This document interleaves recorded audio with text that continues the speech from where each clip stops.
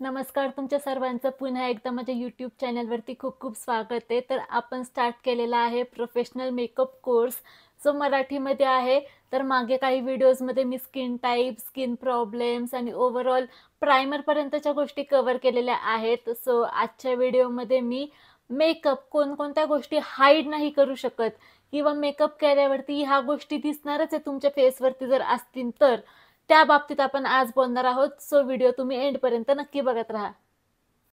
तर सगळ्यात आधी स्किन टेक्स्चर जर रफ असेल, स्किन खूप जास्त रफ असेल, ब्लॅक हेड्स, व्हाईट हेड्स असतील, तर ते हाईड नाही करू शकत मेकअप केल्याच्या नंतर पण ते दिसणार आहे.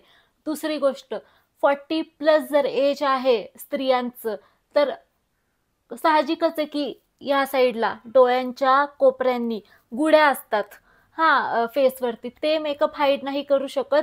जर आय मेकअप केला, सपोज इथं पण गुड्या असतील, तर ते पण दिसणारच आहे आणि गुड्यांमध्ये शिमर हे गुंतणारच आहे. त्यामुळं शक्यतो 40+ एजच्या वरती ज्या स्त्रिया आहेत ज्यांना मेकअप करायचा असेल, त्यांना आय मेकअप खूप जास्त काय असं शिमरी नाही द्यायचा, हार्डली लायनर लावून द्यायचा. कारण जर तुम्ही तसा मेकअप दिला तर तो इथं इथं फिक्स होणारच आहे आणि लाईन्स इथं इथं दिसणारच आहे. आणि स्माईल लाईन्स पण 40+ एज ग्रुप आहे त्यांच्या दिसणारच आहेत. कारण जसं एज वाढत जातं तसं स्किन ही ड्राय होत जाते आणि रिंकल्स हे येतच जातात. तर मग ती गोष्ट पण तुम्ही लक्षात घेऊन मेकअप करावा. 40+ एज ग्रुपच्या स्त्रियांवरती मेकअप हा ॲब्सोल्युटली लाईट असावा. फाउंडेशन पण कमीत कमी प्रमाणामध्ये यूज करावं आणि करेक्शन पण मिनिमल असावं. जो नॅचरल त्यांचा फेस आहे तेवढाच दिसून यावा, असं आपण ट्राय करायचं. आणि नंतर अजून एक, फेसवरती खूप केस असतील, फेशियल हेअर्स असतील ह्या साईडला, साईड लॉक्सला किंवा अप्पर लिप्सला, तर फाउंडेशन हे निघत असतं त्या जागेवरनं. तर फेस लेझरनी तुम्ही तात्पुरतं काढून देऊ शकता जर क्लायंट तुम्हाला अलाव करत असेल तर. पण जर फेसवरती हेअर्स असतील आणि त्यांना नको असतील काढायचे, तर मग फाउंडेशन हे निघणारच आहे. नाही फाउंडेशन टिकून राहणार ज्या साईडला केस आहेत फेसच्या तिथं. तर ती गोष्ट लक्षात ठेवायची. आणि स्किनवरती खूप जास्त लार्ज ओपन पोर्स आहेत, खड्डे खूप मोठे मोठे आहेत. प्रायमर लावल्याच्या नंतर सुद्धा ते दिसणारच आहेत, ही गोष्ट लक्षात ठेवा. कारण मेकअप काही जादू नाही आहे की प्रत्येक गोष्ट हाईड केली जाईल, ही गोष्ट नेहमी लक्षात ठेवा. आणि तिसरं तिसरं किंवा ॲट द एंड ज्या गोष्टी आहे की मोठा पिंपल आहे एकदम, म्हणजे दिसतोय तो डोळ्याने आणि एकदम असा वरच्या सरफेसला ती लेअर आली पिंपलची, तर ती गोष्ट सुद्धा प्लेन नाही होऊ शकत.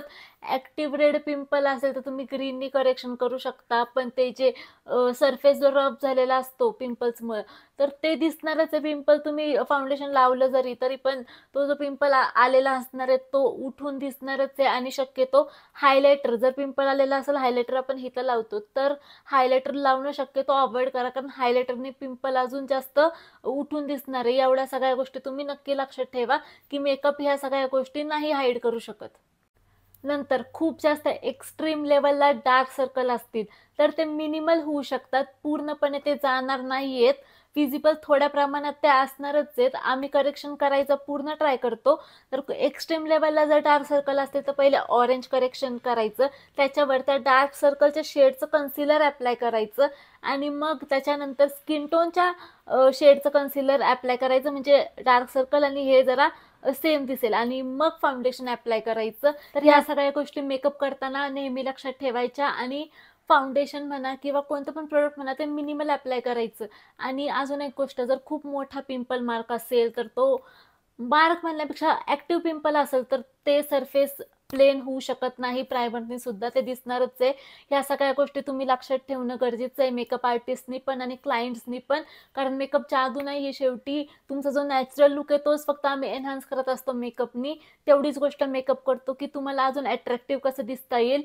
सो या आजसाठी एवढंच व्हिडिओमध्ये. तुम्हाला जर माझ्या व्हिडिओज आवडत असतील तर प्लीज लाईक करा, शेअर करा आणि चॅनलला सबस्क्राईब करा.